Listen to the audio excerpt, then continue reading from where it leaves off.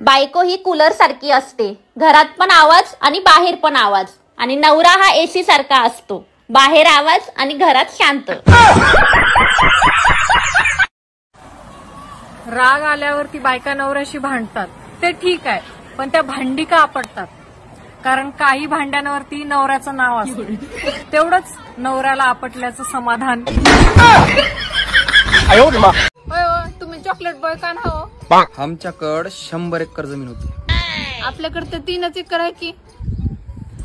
100 acre जमीन ही अगोदर होती. मग काय झालं? माझा आजोबाजी होता का ती चॉकलेट बॉय होता. आई नाद केला सगळं इकून गेला.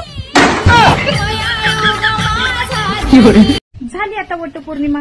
आता फक्त एकच चर्चा, कोणाची साडी कशी होती, कितीची होती, कशी दिसत होती, दागिने ओरिजिनल होते का 1 ग्रॅम होते, काय माय काय ती साडी काय ते दागिने. बातात लय मोठ्या मोठ्या करतो.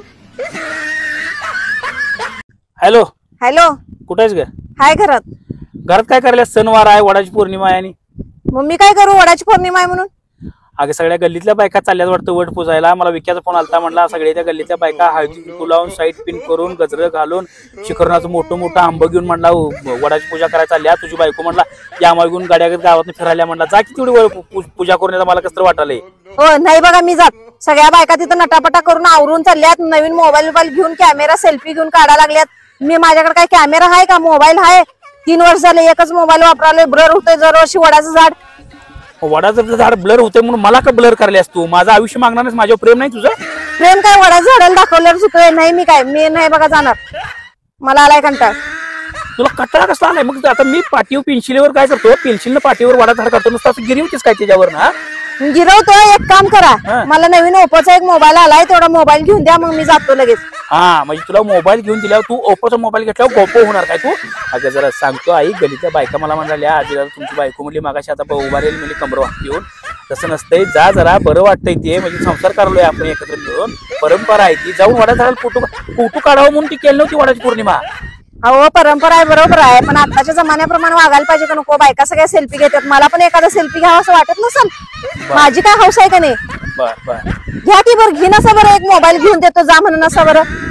काय जेवायला काय करू? तर काहीतरी कटाळा आलाय रोज रोज स्वयंपाकाचा. मसाला भात करू? अगं 3 दिवस झालं मसालाच भात खातोय, दुसरं काहीतरी कर. अहो भाजीला पण काय नाही, चपातीचं पण पीठ संपले, मग काय करू? तुला काय आवडतंय ती कर. बात सही आहे. जाऊ द्या, मसाले भातच करते. माहेरी मुलगी नाराज झाली ना तर आईला टेन्शन येतं, आज ही जेवणार की नाही. आणि सासरी जर सून नाराज झाली ना तर सासूला टेन्शन येतं, आज ही जेवण बनवणार की नाही. नुसतं काम काम काम. कुठं फिरायला घेऊन चला म्हणल्यावर ह्यांच्याकडे पैसे नसतात. गरीब कुठले? काय झालं एवढी चिडचिड करायला? लग्नाच्या अगोदर का नाही सांगितले तुम्ही एवढे गरीब आहेत म्हणून? सांगितलं तर होतं, तुझ्याशिवाय माझ्या आयुष्यात दुसरं काहीच नाही. जा, मला भूक लागली, स्वयंपाक बनव.